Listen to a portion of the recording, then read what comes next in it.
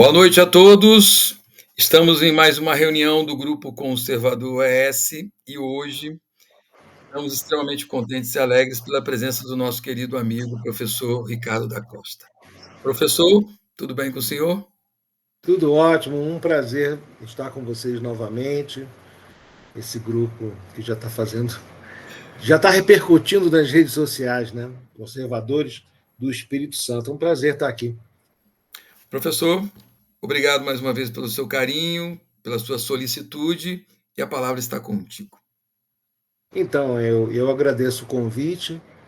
Me foi sugerido apresentar esse trabalho sobre a Inquisição. Ele é um trabalho escrito a quatro mãos com o Dr. Milton Gustavo Vasconcelos. Na verdade, foi um convite que me foi feito pelo editor Márcio Scansani, da Armada Editora de São Paulo, quando da ocasião do lançamento do segundo livro da trilogia que foi publicada lá com a editora Armada, do Márcio Scansani. E o Márcio me sugeriu, Ricardo, você poderia escrever um artigo inédito sobre a Inquisição, que é um tema muito badalado, é um tema muito conhecido, que tem muita repercussão e tal. De fato, eu nunca tinha escrito, nunca tinha pesquisado nada sobre o assunto, porque o tema da Inquisição é basicamente um tema moderno, da história moderna, embora a Inquisição tenha surgido na Idade Média. Mas, de fato, tal qual como entendemos hoje, é uma instituição do período moderno, e eu nunca tinha escrito sobre isso. E aí eu convidei o Dr. Milton, que é um grande amigo, um jurista, e ele sim, um especialista na Inquisição, estudou muito isso, e eu propus a ele nós dividirmos, fazermos uma análise histórica e artística, já que eu trabalho no Departamento de História da Arte, de Teoria da Arte e Música da UFS, eu queria estabelecer alguma conexão com a arte. E aí propus 3 momentos distintos para nós abrangermos historicamente toda a Inquisição, todas as inquisições que existiram. E por isso nós nomeamos o trabalho de o Tribunal do Santo Ofício, representações inquisitoriais em Pedro Berruguete, Goya e Cristiano Bante. No prólogo, nós começamos com uma brincadeira, né? Como se eu e o Milton estivéssemos prestando um juramento para o inquisidor. E eu copiei basicamente a forma desse juramento inicial que consta, nota número 1, diálogo fictício baseado nas inquirições maranhenses de 1731. A professora Anita Weingart Nowinski escreveu uma obra, O Santo Ofício da Inquisição no Maranhão, e ali ela tem um extrato de fontes de época, e ali eu pude copiar esse prólogo, né? Juramos dizer a verdade, nada mais que a verdade e tal, só que na forma inquisitorial. Então já passo logo para a cena número 1. Pedro Berruguete, a tortura, a morte e o braço secular, no auto de fé presidido por Santo Domingo de Guzmán. Antes do quadro, eu, excepcionalmente, fiz uma citação de uma obra contemporânea, porque eu preciso explicar isso. Normalmente eu cito de forma literal apenas documentos de época, mas como esse livro me chamou muito a atenção, é um livro da professora Maria Elvira Roca Baré, Imperiofobia e Lenda Negra, Roma, Rússia, Estados Unidos e o Império Espanhol. Já tem edição brasileira, na época não tinha. Eu fiquei muito impressionado com esse livro e deu um grande debate na Espanha, na ocasião, em 2018, e eu comecei, então, com essa citação que eu vou ler.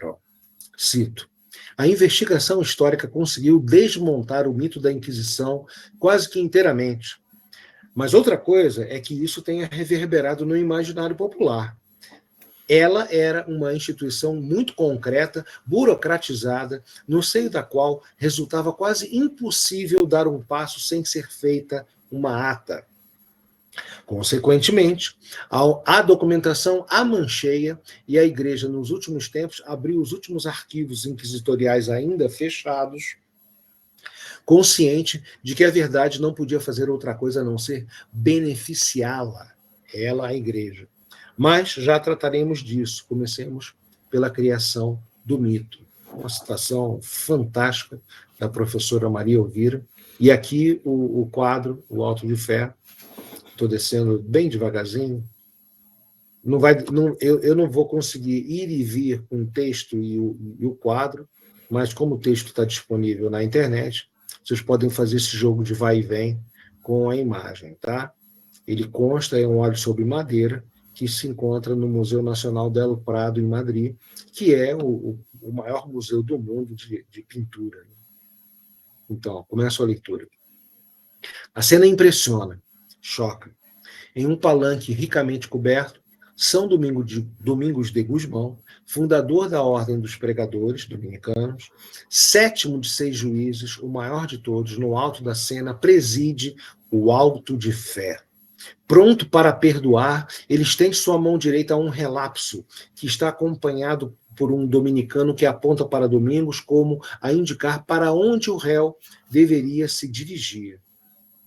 Na parte inferior da imagem, à direita, há 2 jovens submetidos ao garrote, ou garrote vil, instrumento de tortura e execução utilizado na Espanha até 1974. Pasmem.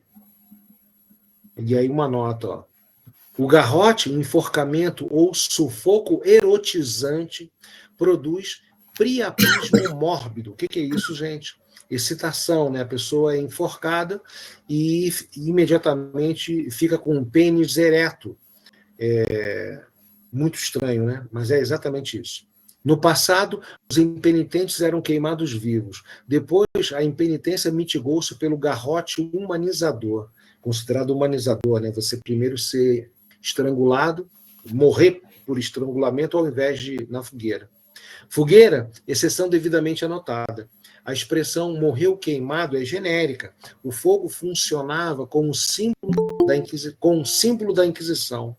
Consigne-se que o garrote português usava tiras de couro.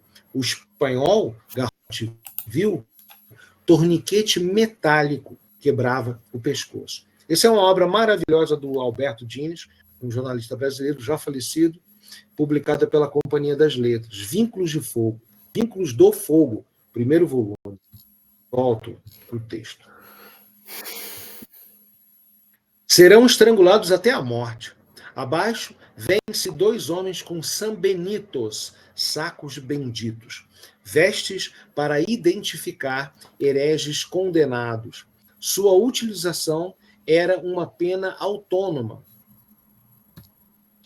Vou pular, eu não vou ler todas as notas, tá? Mas estão disponíveis. Sua utilização era uma pena autônoma, muito mais aplicada do que a pena de morte. Por exemplo, nos dados do Tribunal de Toledo, então capital de Castela, a proporção foi superior a 10:1. À frente dos homens com sambenitos, um auxiliar do tribunal espera para lhes tomar confissões, o que nos parece uma impropriedade ou licença artística, já que o sambenito só era utilizado em hereges sentenciados, a quem não havia mais a possibilidade de confissão. Os sambenitos amarelos com 2 cruzes vermelhas, como o pintado no quadro, simbolizavam a reconciliação entre o herege e a igreja. Primeiro parágrafo descritivo do quadro. Um auto de fé envolvia orações, celebrações de missas, procissão pública dos culpados e leitura das sentenças. Foi um microcosmos teatral das sociedades europeias pré-industriais de então, cerimônia inscrita na longa duração por sua gestação e, por fim, consecução da jurisdição político-religiosa.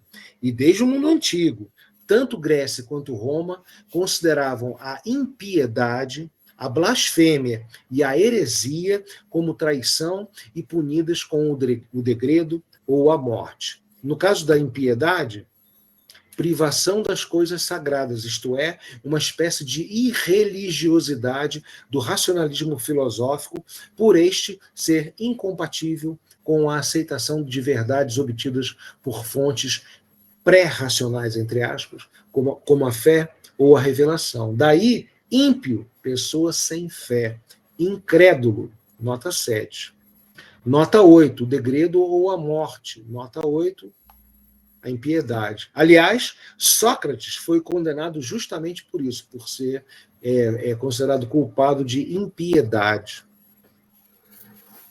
Claro que isso não quer dizer que houvesse, naquelas sociedades europeias, uma completa interdependência entre os poderes religiosos e políticos. Do ponto de vista legal, inclusive, a fundação da Inquisição foi um esforço do papado para retirar dos leigos a jurisdição sobre assuntos religiosos. De fato, o estabelecimento da Inquisição representou a negação da extensão do poder civil em assuntos de fé, pelo menos em seus primeiros tempos, e exceto na Espanha, em que a corte foi um órgão da coroa. Essa mescla poder político-religioso começou efetivamente com Carlos Magno e sua Renovatio Imperii Romani. Sua base filosófica foi construída ao longo dos séculos anteriores, de Santo Agostinho ao Papa Gregório Magno. Para o tema, ver essa obra clássica de Henri Xavier Arquillier, O Agostinismo Político. E para o seu posterior desenvolvimento, seu imbricamento na realeza centrada em Cristo no período moderno, ver Cantovit, Os Dois Corpos do Rei, são duas obras clássicas. Então, o estabelecimento da Inquisição foi uma tentativa da Igreja de separar a influência civil nos poderes jurídicos da Igreja Católica. A separação entre as jurisdições, como a ocorrida nos reinos que receberam tribunais eclesiásticos, foi fundamental para a limitação do poder dos julgadores. A existência de várias instâncias judiciais, das coroas, das cidades, dos senhores locais, das corporações de ofício e da Igreja, deram origem a uma característica fundamental dos sistemas de justiça dos países ocidentais: o pluralismo jurídico. A eficácia da divisão entre o poder inquisitório e a autoridade civil pode ser comprovada pelo número de anátemas proferidos pela Inquisição, em especial se comparado às dezenas de milhares de executados por heresia nos reinos protestantes, nos quais o tribunal jamais atuou. Essa nota é importante. Desde o século XIX, o mundo acadêmico precisou as perseguições e massacres por parte dos protestantes. E aí eu indico uma bibliografia grande a esse respeito. Tá? Ou seja, a Inquisição nunca atuou nos países em que aconteceram as revoluções protestantes, né? Calvinismo, luteranismo, etc. Representações artísticas dos autos de fé, muitas vezes, retrataram a tortura e a morte na fogueira. Estas obras de arte tornaram-se uma importante fonte para criar a popularizada imagem da Inquisição espanhola. No entanto, torturas nunca ocorreram durante um auto de fé, que, essencialmente, era um ato religioso, um expurgo. Então, essa foi a abertura a respeito desse quadro, tá? Já com algumas definições e precisões historiográficas. Então, o primeiro tema que eu falei com o Milton, precisamos tocar de cara no tema da tortura, porque é um assunto que está diretamente relacionado à Inquisição, pelo menos no imaginário popular, né? E vamos ver do que se trata aqui. A tortura não era administrada após o trânsito em julgado. O trânsito em julgado é uma expressão advocatícia para se referir a uma decisão processual da qual não cabe mais recurso. Ou seja, a tortura era executada durante o processo, não após a decisão final. E as execuções eram sempre realizadas separadamente, após o auto de fé. Aquele quadro do Pedro Berruguete mostra um auto de fé. E ali está tudo junto, né? A execução, a procissão religiosa, o perdão, está tudo condensado numa cena só. Assim, como os autos de fé oficialmente separavam tortura e execução, elas devem ser historicamente consideradas em separado. Torturas, então praticadas em todo o continente europeu, aconteceram em processos inquisitoriais e também nos processos seculares de então. O processo secular é o processo movido pelo Estado, né? Pelas, então, monarquias. Para um brevíssimo histórico das torturas nos sistemas legais anteriores ao estabelecimento do sistema processual por parte da Inquisição, eu indico um trabalho meu. Está disponível no meu site. No entanto, é preciso que sejamos claros. A Igreja não foi juridicamente responsável pelas execuções das penas de morte após os processos inquisitoriais, mas o reino, isto é, os reinos, né? o Estado. Então, a Igreja era responsável durante o processo, pelas torturas, mas não pelo ato final, pela pena de morte. De fato, a Inquisição não tinha competência jurídica para executar a pena de morte, como veremos a seguir.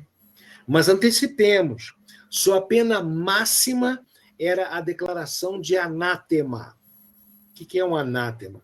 Era uma maldição, condenação formal de alguém que, na prática, previa sua separação, seu banimento, como quando se amputa um membro do corpo, da comunidade de crentes.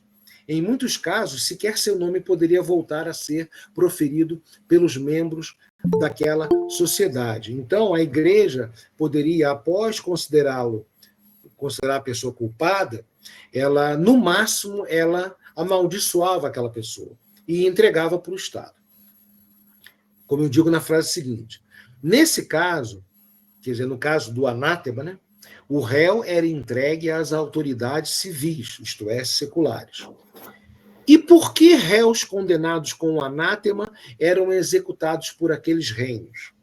Porque neles a heresia era punida com a pena de morte. Então, esse parágrafo é importante, gente. Olha, a tortura não era administrada, não era realizada após a decisão final. A Igreja, no máximo, poderia amaldiçoar a pessoa após considerá-la culpada, e a execução ficava a cargo do Estado. E por que o Estado executava as pessoas condenadas, na última instância, como dizemos hoje, né? Porque a heresia era punida com a pena de morte pelas leis civis. Esse é o grande imbróglio que deve ser separado para quem estuda a Inquisição. Então vamos falar da tortura. Como já afirmamos, a tortura era praticada em todos os sistemas jurídicos de então. Já estava prevista no Digesto, obra jurídica publicada em 533 pelo imperador bizantino Justiniano I. Nota 17. Aqui, ó, o que era o Digesto? Olha que coisa interessante. Recopilação da jurisprudência romana, cujas partes serviam como citação para os juristas. Mais de 9.000 fragmentos de 40 juristas. 35 considerados clássicos, o Piano, com 3.000, Paulo, e 3 do período pré-clássico, Alfeno Varo e Aquílio Galo, e Quinto Múcio Cévola, e 2 do período pós-clássico. Ou seja, era uma recopilação que os juristas usavam para fazer citações. E já nesse digesto, do século VI, já estava prevista a tortura. Estava delimitada em sua 7ª parte, capítulo 48, 18, aplicável a escravos. Curiosamente, e para nós uma surpresa, sobre eles, sobre os escravos, recaía a suspeição de, ao serem interrogados, mentirem para proteger seus amos. Isso é inacreditável, né? E por isso a tortura passou a ser prevista em lei. A história viva é sempre uma surpresa. Havia escravos que preferiam a morte a denunciarem seus amos, o que é outra coisa para a mentalidade nossa atual inacreditável, né? Porque a primeira coisa que nós pensamos é, o cara é escravo. primeira coisa que ele vai fazer caso o seu dono esteja sendo acusado é falar que o dono é culpado, né? Para ele se ver livre do dono. E não era isso. História viva é um negócio inacreditável, gente. Em nenhum tribunal da época, a tortura era tão regulamentada quanto no do Santo Ofício. Em hipótese alguma, ela poderia ser aplicada sem o conhecimento e a autorização do bispo local. O descumprimento desta regra poderia gerar a suspeição do inquisidor, conforme escreveu Nicolau Eymerich, em 1376. Em alguns casos, o réu pode apelar para o Papa. A apelação será ou não considerada de acordo com as circunstâncias e as motivações. A apelação será justa se o inquisidor infringir a lei durante o processo, recusa de designar a defesa, aplicação de tortura sem avisar o bispo. Nessas situações, o réu só tem uma coisa a fazer: apelar para o Papa. E ele poderia apelar. Tá? Isso aqui é um autor de época. Directorium Inquisitorum, Manual dos Inquisidores, publicado pela UNB. Tá? Nesse conhecido manual, Frei Eymerich recomenda cautela em relação ao uso da tortura. Tal meio, então considerado probatório, só deveria ser aplicado na ausência de outras fontes de prova. Atenção, a tortura era considerada um meio de obtenção de provas, mas só deveria ser aplicada se não houvessem outras fontes de prova. Agora cito novamente o documento. O inquisidor não se deve mostrar muito apressado em aplicar a tortura, pois só se recorre a ela quando não houver outras provas. Cabe ao inquisidor tentar levantá-las. Mas, se não achá-las e se considerar que há possibilidade de o réu ser culpado, e se achar também que ele não vai confessar por medo, trará até ele seus familiares e amigos para que o convençam a confessar.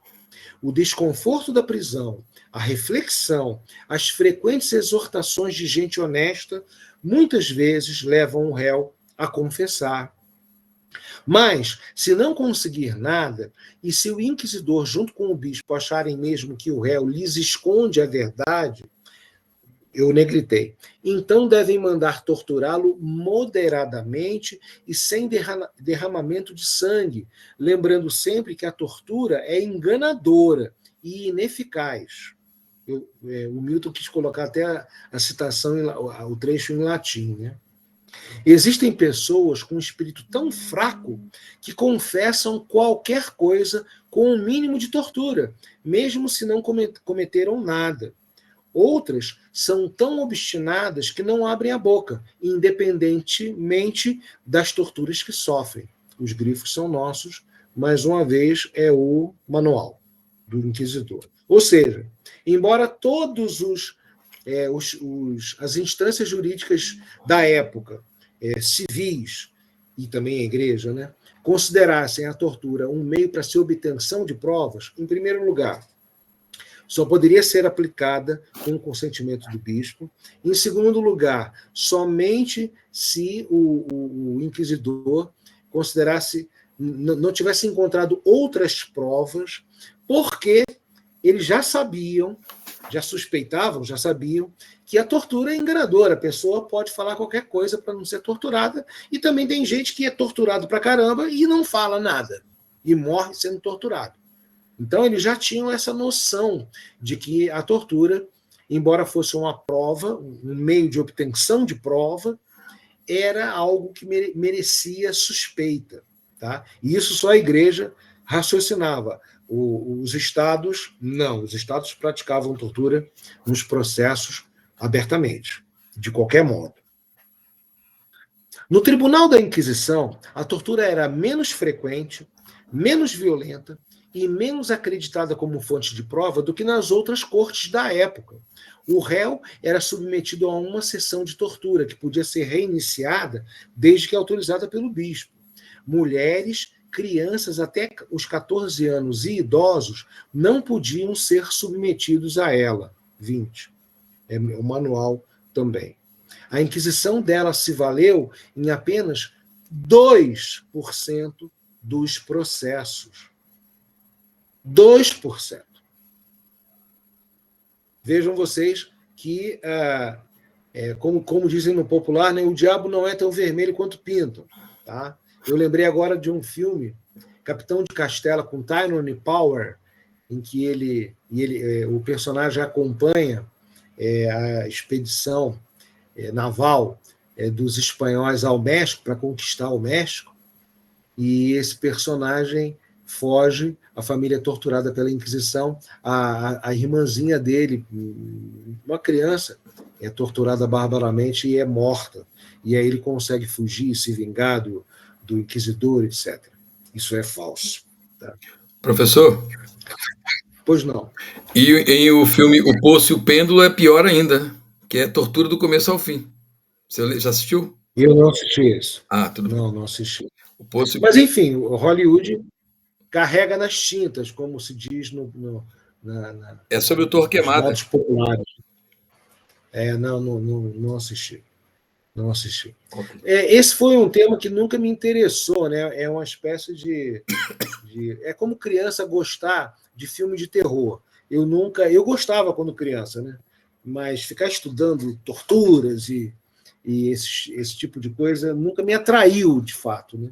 E também porque, como disse no início, é um tema mais moderno do que medieval.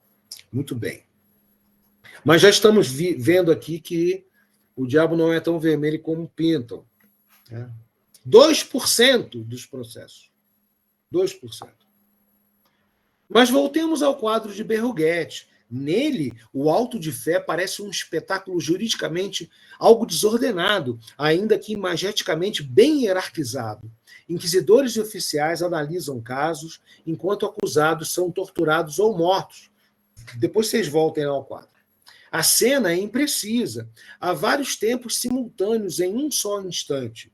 Inquisidores não presidiam processos nos autos de fé. Aliás, não deixa de ser irônico o artista colocar na cena São Domingos, pois, até onde sabemos, ele nunca esteve presente em um auto. Em vida pregou pacificamente contra os hereges e converteu muitos à ortodoxia com um exemplo de sua vida santa. Ou seja, o santo nunca esteve numa cerimônia dessa. E o artista resolveu colocar o santo lá.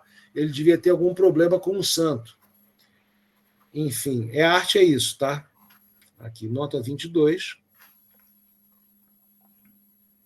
É uma nota, depois vocês leem.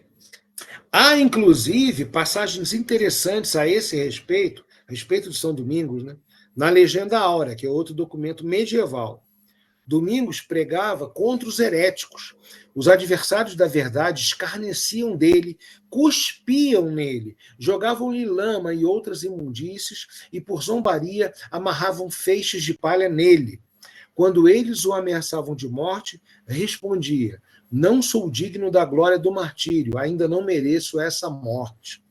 Quando na região de Toulouse alguns hereges iam ser jogados na fogueira, Domingos separou um deles, de nome Raimundo, e disse aos carrascos: poupem este aqui, de modo algum permitam que seja queimado. E voltando-se para ele, disse carinhosamente: meu filho, sei que mais tarde você será um homem bom e santo. Libertado, ele permaneceu no erro da heresia por 20 anos, até que se converteu e se tornou frade pregador, em cuja ordem levou vida louvável, que terminou de modo feliz. Ou seja, o santo, exatamente o contrário do personagem representado no quadro, que é ele, né, no quadro. Enfim, seja como for, o processo inquisitorial era essencialmente secreto, é outro espanto, né? Nota 24. E, por enquanto, o segredo é uma das coisas de maior importância ao Santo Ofício. Mandamos que todos o guardem como particular cuidado, não só nas matérias de que poderia resultar prejuízo se fossem descobertas, mas ainda naquelas que lhes parecem de menos consideração, porque no Santo Ofício não há outra coisa em que o segredo não seja necessário. Isso aqui é um documento da Inquisição nos reinos de Portugal. Então vamos lá. Por que era secreto? E por quê? Havia recomendações para que os inquisidores preservassem ao máximo possível a honra dos investigados. Olha que coisa estranha, né? Era secreto para proteger o cara, se ele fosse inocente, né? Vá que a pessoa é inocente, vai ser difamado inutilmente, né? O processo era secreto para resguardar o réu. Era o que recomendava o inquisidor Francisco Penha, aqui no século já 16, 17, né? Em 1578. O inquisidor deverá ter um cuidado, uma ponderação e uma reserva redobrados para não correr o risco de lesar inutilmente a honra de quem é investigado. Nota 25, está lá a minha notinha contando quem é esse Francisco Pena. O auto de fé era uma cerimônia religiosa mais próxima de uma procissão do que de um julgamento público. Os anátemas, as maldições, né, não eram ali proferidos, mas publicados 3 dias antes para dar a oportunidade ao sentenciado pedir perdão e obter a salvação de sua alma, conforme afirma o capítulo 57 do Regimento da Inquisição Portuguesa de 1552. Ainda tinha esse último recurso, né? A pessoa recebeu um anátema da igreja, foi entregue, considerada culpada, foi entregue ao Estado. O Estado vai queimar a pessoa. E aí ela ainda tem 3 dias para voltar. Ela falou: me perdoe, eu cometi um pecado, eu xinguei lá a Virgem Maria e tal, nunca mais vou fazer isso. E isso, a pena capital foi aplicada em 2%, a tortura. Professor? Embora às vezes... Opus, não. Uma outra questão. Nos documentos que para fazer as pesquisas, vocês acabam investigando muitos documentos. Tem algum relato nesses documentos de pessoas que estavam equivocadas, como o senhor falou agora, quanto às heresias? Quer ensinar alguma coisa e ele depois percebeu no processo que ele foi convencido pelos inquisidores que ele estava intelectualmente, vamos dizer, errado. Existem dados sobre isso? Sim, aos 90 e tantos % dos processos em que a pessoa não foi condenada à morte. A maior parte dos casos, né? E não é atenção, não é intelectualmente falando, né? É religiosamente falando. Teologicamente falando, mais preciso dizer, né? Que a pessoa está pregando, por exemplo, sei lá, alguma coisa contrária a algum dogma da Igreja Católica. Isso. E aí ela pode, no meio do processo, pedir perdão e receber algum tipo de pena. Rezar não sei quantas mil ave-marias, ser exilado, ficar um tempo, depois retornar, enfim, havia várias formas, né, que não a pena capital. Aqui nós estávamos vendo, logo de cara, a instância mais radical, né, mais extrema, porque é a que mais choca a sensibilidade contemporânea. Tá? Excelente.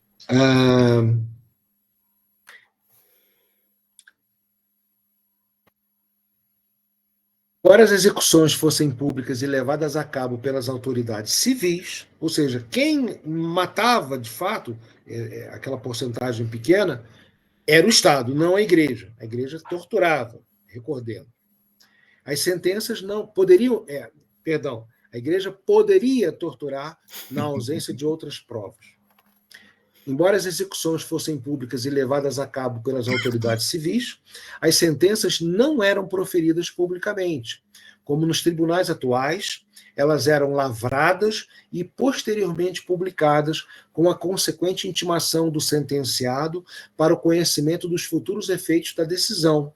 O inquisidor decidia longe do povo, não contaminado pela multidão, ao contrário do sugerido por muitas obras de ficção. Então, li aqui o primeiro ponto, que foi a tortura.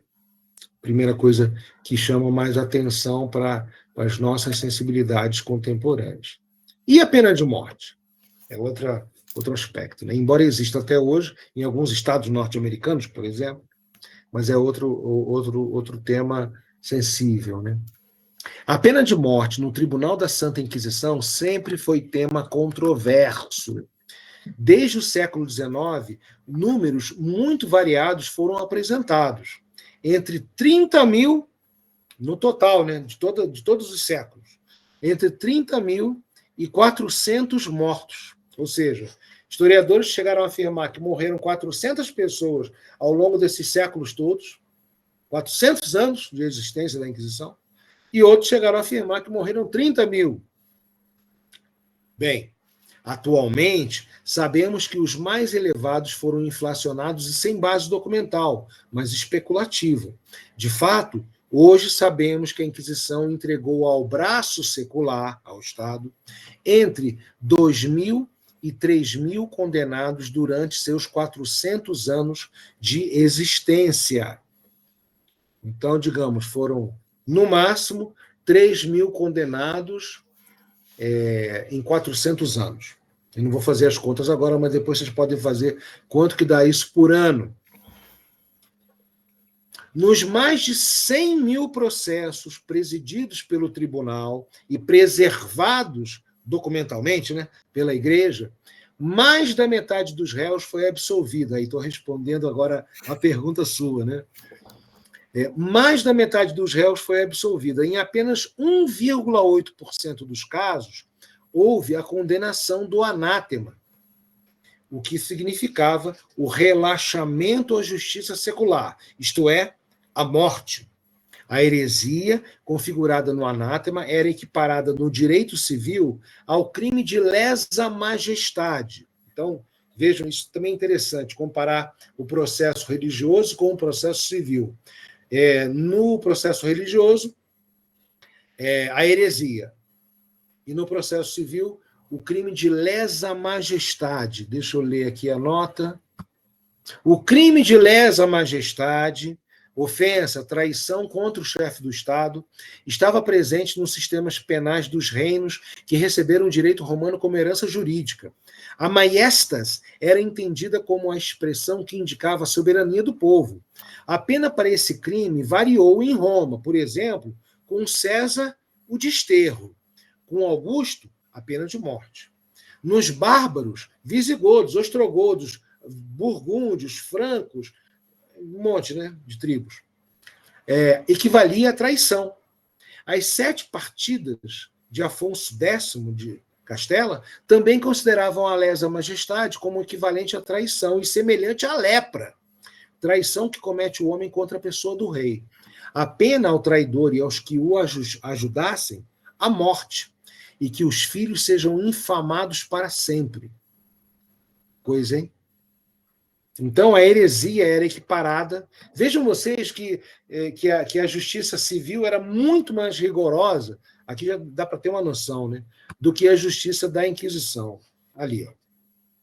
Os 20 mil processos movidos contra bruxas tiveram um percentual ínfimo de condenação. Em Portugal, 4 mulheres foram queimadas. Na Espanha, 59. Na Itália, 36. Atenção. Esse é outro tema, né? Tem muitos subtemas para a Inquisição. Ainda que remonte à antiguidade, olha só, Êxodo, não deixarás viver a feiticeira. O fenômeno de caça às bruxas é essencialmente protestante. E, portanto, muito mais afim à Idade Moderna do que à Idade Média. Isto é, na Idade Média não havia protestantismos, só a igreja, né? E também muito mais afim à Europa Central, não mediterrânea. Tem muito mais países protestantes na Europa Central do que na Europa do Mediterrâneo. Lutero afirmou, abro aspas, é uma lei justíssima que as bruxas sejam mortas, pois causam muitos danos, muitas vezes ignorados, já que podem roubar leite, manteiga e tudo de uma casa. Podem encantar crianças, podem gerar misteriosas enfermidades nos joelhos e consumir o corpo. Produzem danos ao corpo e à alma. Fazem poções e encantamentos para evocar o ódio, o amor, tormentas e devastações nas casas, no campo, a mais de 1 quilômetro de distância, e usam suas flechas mágicas de um modo que ninguém pode curar. As feiticeiras devem ser mortas porque são ladras. Lutero, pregação tal. Aí eu coloquei o original em alemão, né? Porque vai que alguém acha que a tradução está errada ou que eu estou de má intenção, né? Com má intenção, deixei o texto em alemão. Então, eu, obviamente, para falar das bruxas, citei os países católicos, porque a Inquisição não tinha jurisdição nos países protestantes, né? Aí seria demais também, né? Você jogar... Não, bota a Inglaterra, bota lá os Países Baixos. Não. Bem, caso consideremos os sistemas processuais da época como parâmetro comparativo, isso é importante, né? Tem que comparar sistemas da mesma época. Esse total de penas capitais é pequeno. Qual o total? 4 mulheres em Portugal, 59 na Espanha, 36 na Itália. Nas cortes seculares europeias, tal pena era aplicada até para delitos de menor gravidade. Esse número de anátemas, na prática condenações à morte, tem sempre que lembrar, 1,8%, é mais modesto ainda se comparado aos números de outras cortes jurídico-políticas de outros momentos históricos. Por exemplo, o Tribunal Revolucionário Francês, da Revolução Francesa, em 14 meses de jurisdição, condenou à morte 17 mil pessoas. E a Inquisição, em 400 anos, 2 mil pessoas. Nota 33. Soma que o historiador Éric Hobsbawm considerou relativamente modesta. O Hobsbawm babava sangue. É um historiador famoso, marxista, comunista, né, defendeu a União Soviética até morrer. Ainda fala que 17 mil pessoas naqueles meses é uma coisa modesta. Olha lá, os conservadores criaram uma imagem duradoura do terror, da ditadura e da histérica e desenfreada sanguinolência. Está defendendo, né, a Revolução, a Era das Revoluções. Para o tema dos massacres ocorridos na Revolução, esse livro é maravilhoso, né? Davi Andres, O Terror. Eu li. Foi o meu momento filme de terror. Então, vamos lá. Então, isso é outra coisa interessante, né? Depois vocês façam as contas para mim. 2 mil pessoas mortas, condenadas à morte em 400 anos. 17 mil em 14 meses, que é a Revolução Francesa, é considerada, né, a utopia das utopias do Ocidente contemporâneo, né? O hino da França, etc. Enfim. Quanto à caça às bruxas, fenômeno majoritário do mundo protestante, durante o mesmo período de vigência da Inquisição na Europa, 100 mil mulheres foram processadas por bruxaria no mundo protestante e mais da metade delas foi executada. 25 mil só na Alemanha. Olha lá, La Inquisición y las Brujas. Essa bibliografia mais específica foi toda dada pelo professor Milton, tá? E, com a ajuda dele, que nós pudemos montar esse texto comparativo. No pequeno condado de Vaduz, em Liechtenstein, de 3 mil habitantes, 300 mulheres foram queimadas por bruxaria. Em tão curto espaço de tempo, infinitamente mais, portanto, que o número de bruxas queimadas nos 3 principais reinos católicos da Europa, juntos e ao longo de 400 anos. Ou seja, era uma crença, eles acreditavam de fato que existiam bruxas, primeiro ponto, a cultura europeia da época. Segundo ponto, nos países católicos, em que a Inquisição atuou, ela foi muito, muito, muito mais branda do que nos países protestantes. Também foi atribuída à Inquisição a introdução na Europa uma das formas mais brutais de execução, a fogueira. No entanto, ela estava prevista na legislação secular do período, que regulamentava as execuções, sempre presididas por autoridades laicas. As constituições de Melfi, 1231, do imperador Frederico II, por exemplo, previam que aqueles que fossem declarados hereges pela autoridade eclesiástica deveriam ser queimados publicamente pela autoridade civil. Na grande maioria dos casos, nos processos inquisitoriais, os réus condenados ao anátema eram enforcados com um garrote, já falamos isso, e posteriormente tinham seus corpos lançados às chamas. Uma fração ínfima das condenações determinavam a morte na fogueira, a maior parte delas ocorrida no início das atividades do tribunal. Então, vejam, no início da Inquisição, a morte era na fogueira. Mais tarde, a morte era por estrangulamento e só depois o corpo era queimado. Até momentos antes da execução, era possível pedir perdão e solicitar o garrote ao invés da fogueira. Dos 220 protestantes condenados pela Inquisição Espanhola, vejam, houve protestantes condenados. Por exemplo, 12 foram queimados. A partir do século XVIII, a fogueira estava praticamente abolida. Também já foi atribuída à Inquisição a iniciativa de perseguir praticantes de outras religiões com o objetivo de impor o catolicismo. Isso, gente, um pequeno comentário, eu nunca tinha escutado falar. O Milton que me deu essa informação, que aqui no Brasil é muito comum nas escolas, enfim, no ensino superior, professores fazerem essa acusação de que a Inquisição ela perseguia quem não era católico para obrigar a pessoa a se tornar católico. É o caso dos judeus cristãos novos. Vamos ler. Um equívoco. Vamos ler. A Inquisição nunca pretendeu converter ninguém. Além disso, não tinha jurisdição sobre quem não fosse católico. Quando o Papa autorizou os monarcas espanhóis a nomear inquisidores em 1478, talvez isso não tenha criado necessariamente uma onda de alarme entre judeus não convertidos, pois a Inquisição só lidava com cristãos suspeitos, sobretudo os conversos, e não com os judeus propriamente ditos. Ou seja, a Inquisição atuava com o católico que havia sido judeu e havia se convertido ao catolicismo.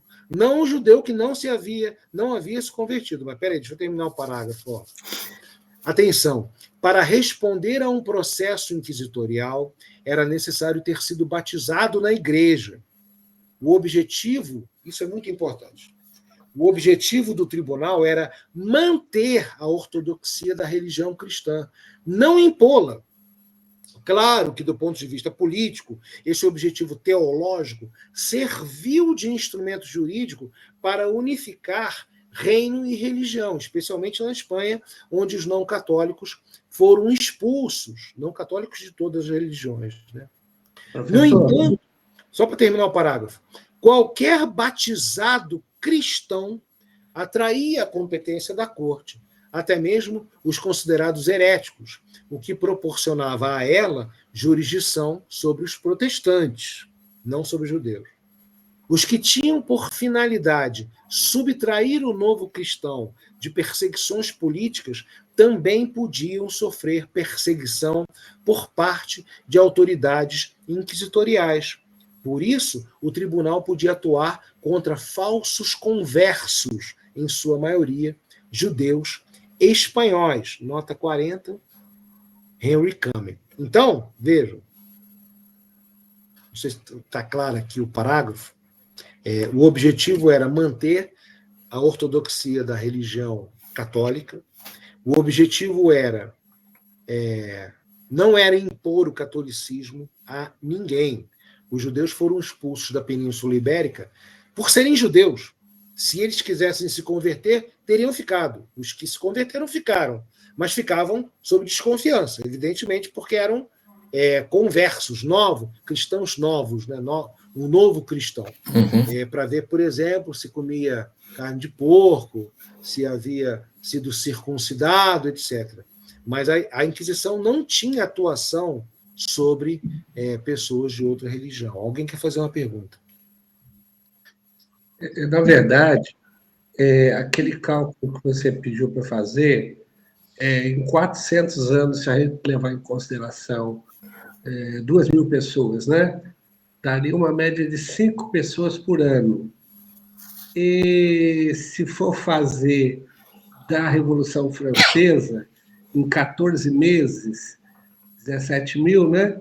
Seria em torno assim, de 1.214 pessoas por mês. Por ano. Por mês. Não, e por ano, para fazer a comparação igual, né? Sim, ainda por ano. E vamos pegar aí, né? Daria uns 13, alguma coisa, 13.000, né? Mais ou menos, 13.500. Se você pegar por mês, 1.214 pessoas mortas, né? Se você pegar no ano, mas dá para dar uma dimensão boa, né? Também aí da desproporção absurda, né? Absurda. Normalmente, os tribunais revolucionários, eu não quis falar aqui nem da União Soviética, porque foge do tema do trabalho. Só coloquei ali como comparação com a Revolução Francesa, porque sempre me chamou a atenção a atuação do Tribunal Revolucionário Francês. Esse era um tema macabro que me interessava quando eu era estudante, antes de me dedicar à Idade Média. Só para ser preciso, por ano daria 14.568 pessoas. O processo era sumário. Eu nem entrei nessa questão, né? Era na hora, condenado na hora. Não havia prisão, recurso, nem nada. Era direto. Enfim. As leis civis vigentes em Portugal e na Espanha desde a Alta Idade Média puniam com penas draconianas a prática do judaísmo, as leis civis. Onde é que está isso aqui?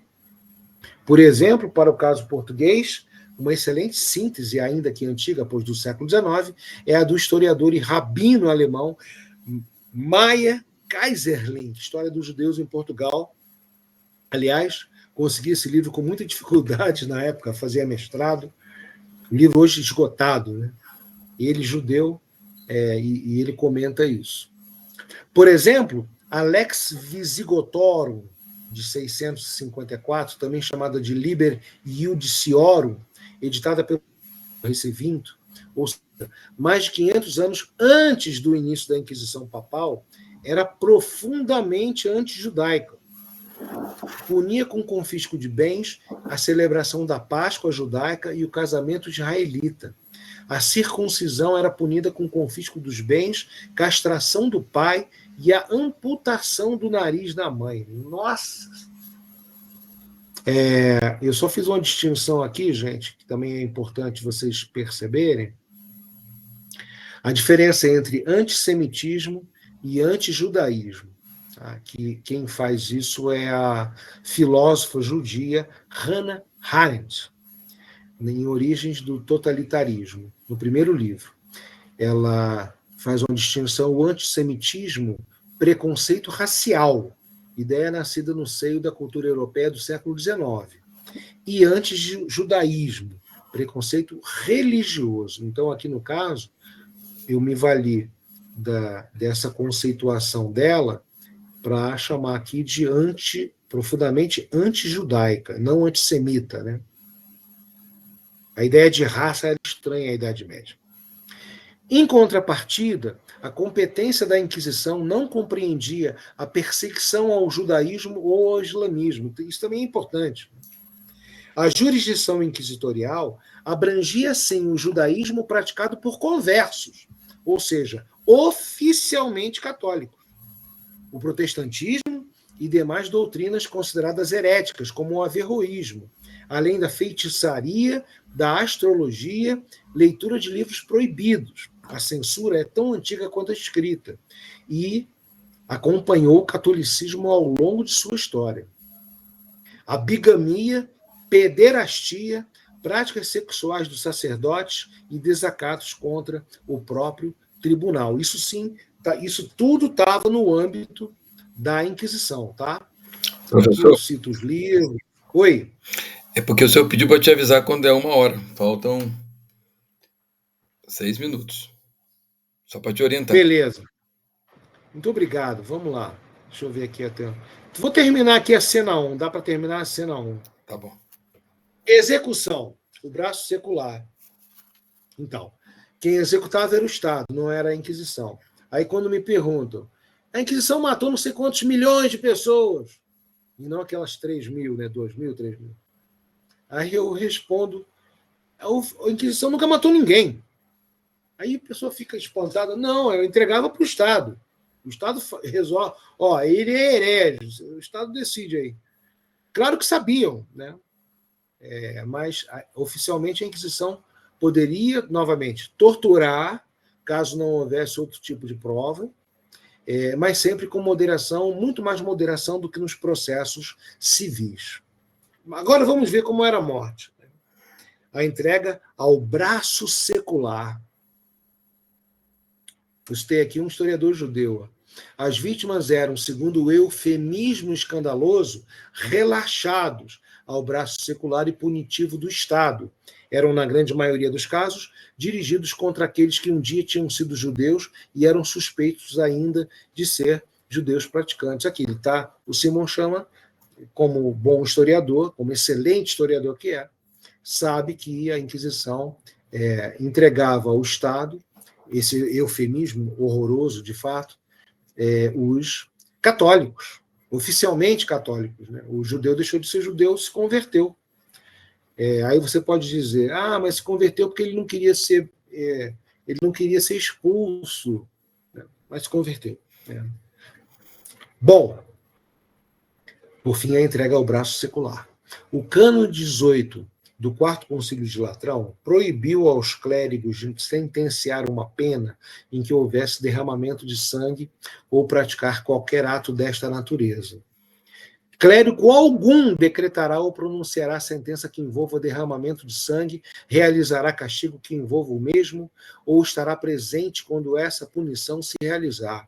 Nenhum clérigo ditará ou escreverá cartas que exijam vingança de sangue.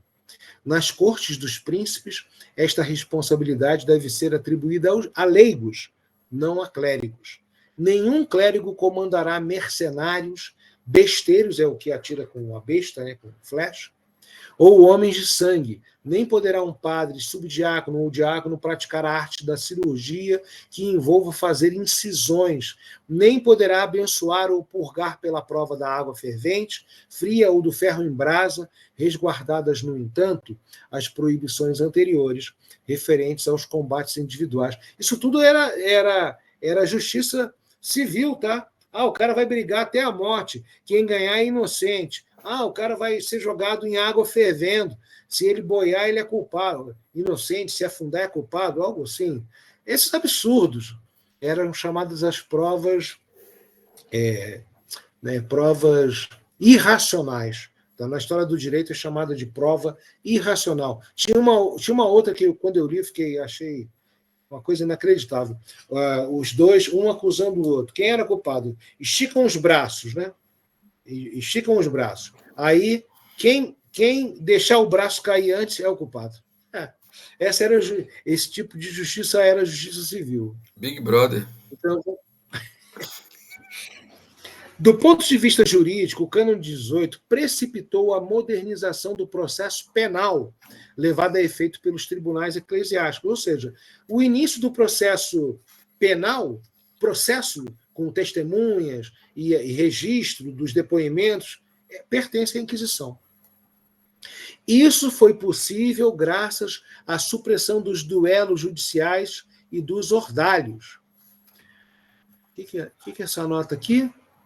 Até os séculos XII e XIII, isso aí é português de Portugal, tá? Aos séculos, recorria-se sobretudo aos sistemas de provas irracionais no Ocidente, bem como nos outros direitos arcaicos. Notam-se, no entanto, sobrevivências em certas regiões nomeadamente em Inglaterra e na Rússia, mesmo até o fim do século XIX. Vejam, essas regiões continuavam com esses julgamentos irracionais. Inacreditável, né? O dispositivo, esse que eu li acima aqui, ó, traduzido pelo Milton, o dispositivo proibia a participação de sacerdotes em qualquer ato que envolvesse derramamento de sangue, ecclesia non sit sanguine, e determinava que isso fosse feito por oficiais leigos. Era a entrega ao braço secular. A proibição se estendia, inclusive, à presença física de religiosos durante a execução. Por isso, a cena retratada por Pedro Berroguete, o primeiro quadro, né, não é verdadeira. Formalmente, portanto, a Santa Inquisição não condenou nenhum réu à morte, mas os entregou a autoridades civis, cujos reinos puniam a heresia com a morte. Como já afirmamos, a heresia era considerada crime de lesa majestade. Porém, a extensão da responsabilidade da Inquisição sobre a morte dos hereges executados pelos poderes laicos é motivo de discórdia entre os especialistas no tema. Rino Camilleri defendeu que o tribunal nunca matou ninguém e que a pena mais grave aplicada pela Inquisição era a reclusão em monastério. Para Bernardino Lorca, a Inquisição usava o braço secular para tornar mais eufemística a condenação à morte, como para Simão Chama, como vimos, e que as autoridades que se recusavam a executar hereges condenados eram ameaçadas com excomunhão.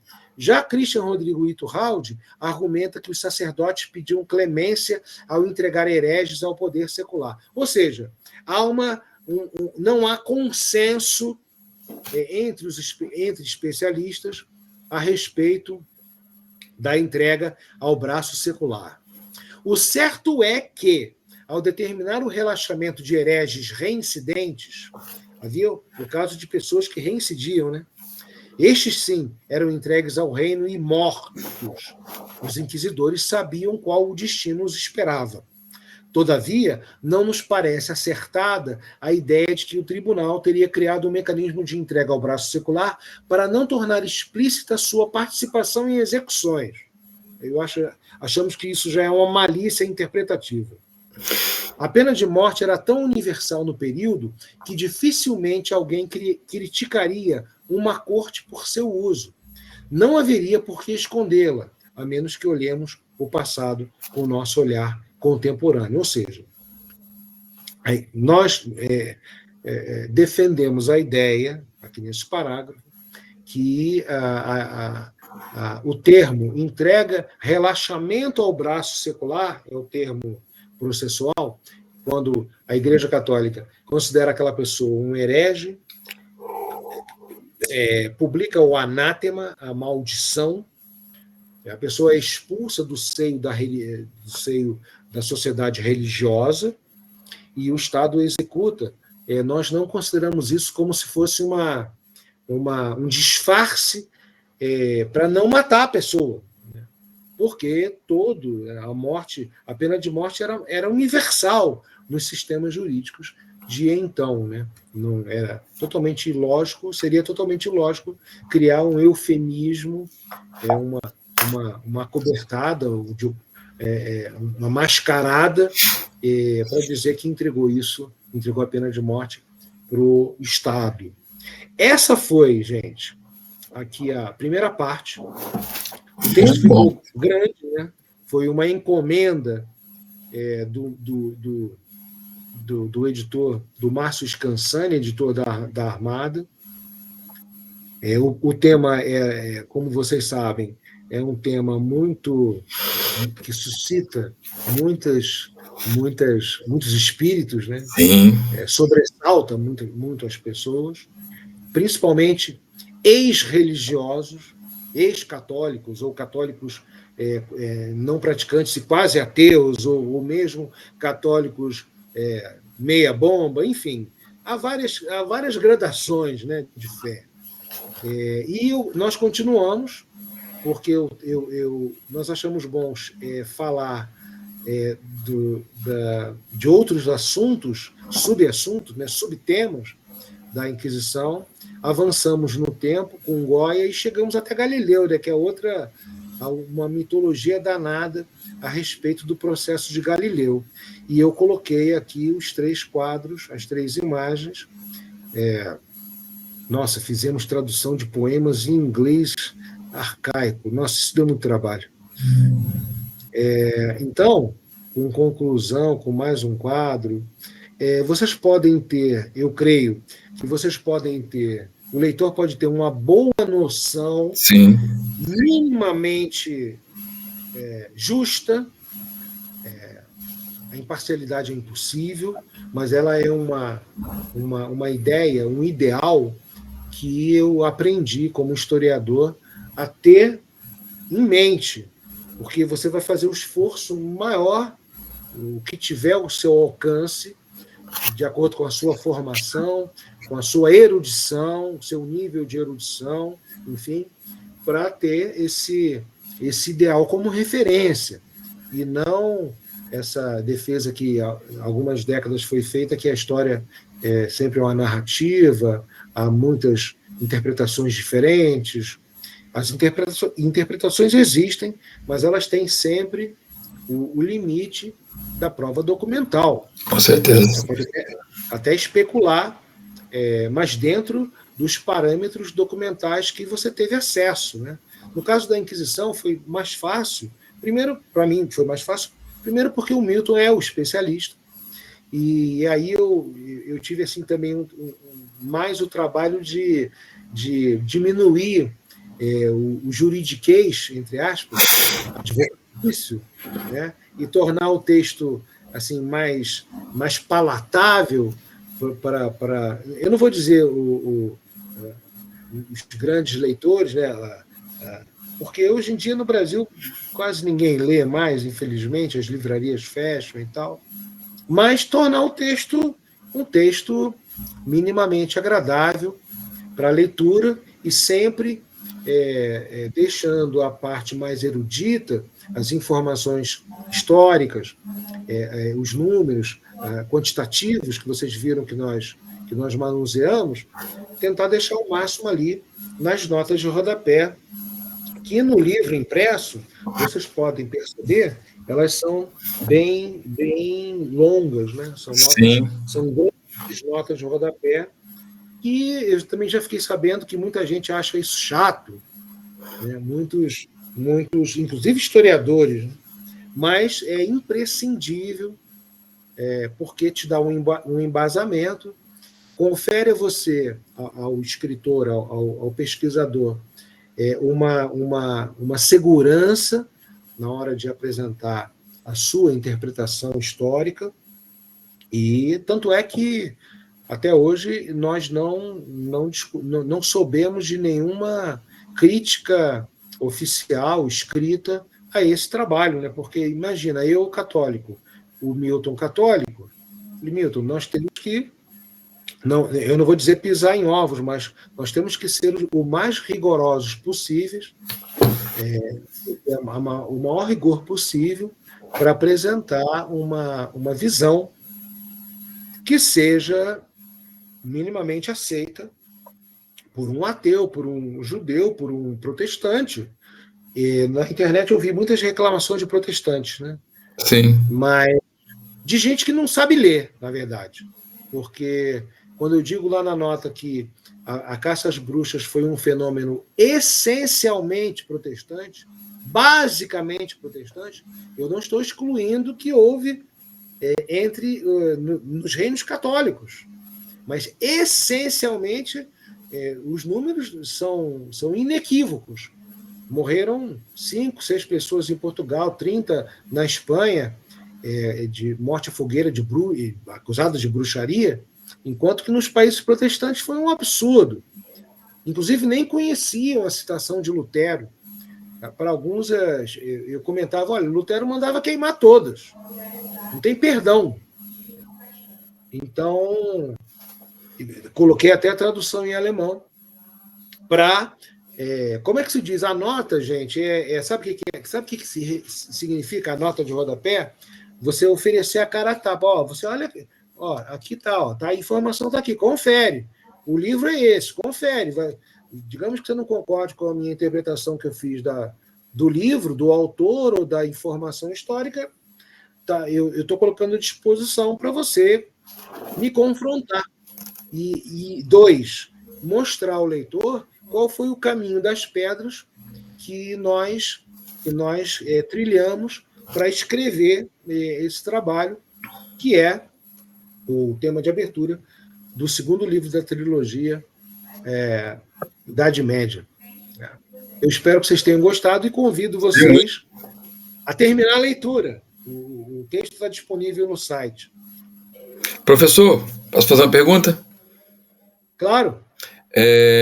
Aquilo que está nos livros didáticos, em relação à Contra-Reforma, que eles chamam de reativar o Tribunal do Santo Ofício, como uma forma de, nos reinos católicos, combater o avanço do protestantismo. Confere ou não confere? Eu não tenho lido esses livros didáticos. Né? Sim. A última vez que eu consultei um livro didático, eu tenho mais de 15 anos, Sim. eu tive uma sobrinha que ela fez história.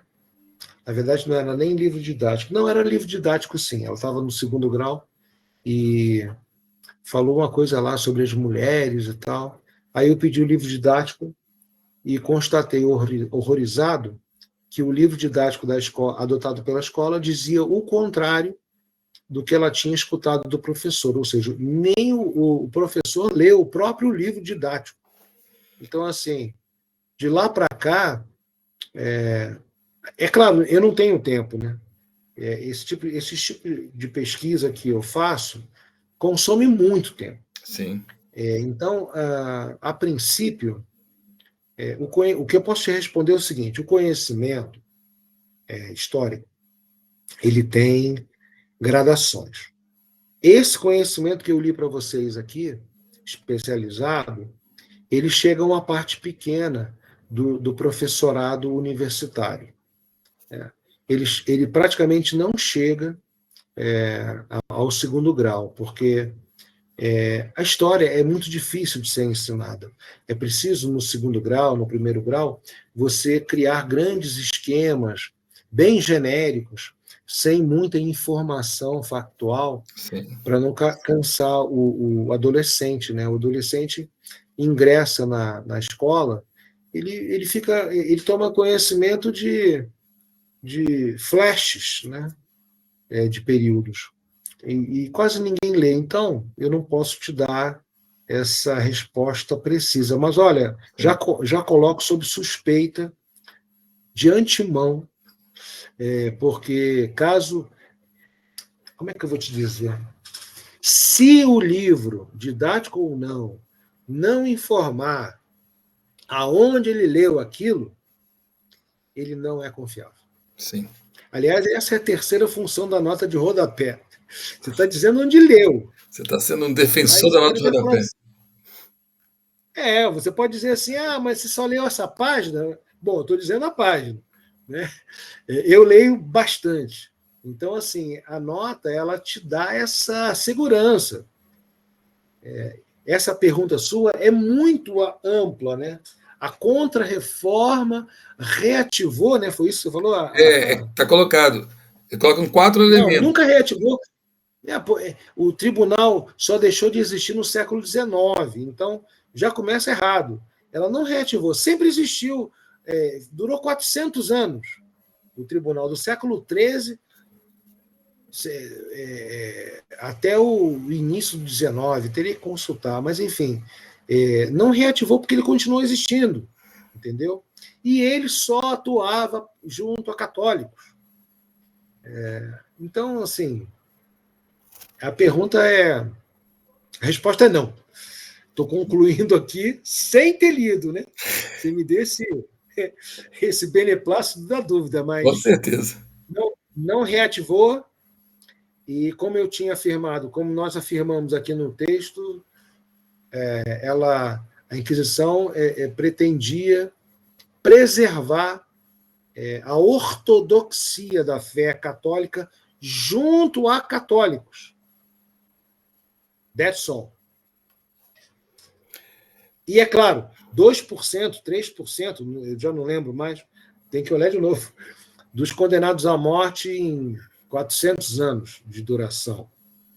É o que, proporcionalmente aos mesmos tribunais desses séculos, era o tribunal menos pesado, digamos assim. Nós temos como fazer uma continuação da leitura daqui a alguns dias com o senhor? Claro, é só agendar. Daqui a 15 Será um dias. prazer. Tá bom. Mas desde já convido a visitar lá o site, ricardocosta.com. Sim.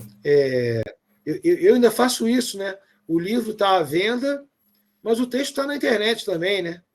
Então, quem não puder comprar o livro, e as imagens estão todas aqui, inclusive, né? As imagens que foram analisadas. Aqui, por exemplo, o Pedro Berruguete. Ficou bem bonito aí. Então é isso. É só marcar, gente. Conservadores do Espírito Santo. Muito obrigado. É um grupo de estudo. Nós agradecemos ao senhor mais uma vez, seu jeito, muitos elogios sendo escritos aí, alguns já tiveram que sair, até combinamos durante 1 hora só. Então, vamos marcar e vamos continuar. Quero rapidamente abrir algum colega que queira fazer algum tipo de consideração, ou eu posso já encerrar com o professor, que tem algumas tarefas. Posso então, né, pessoal?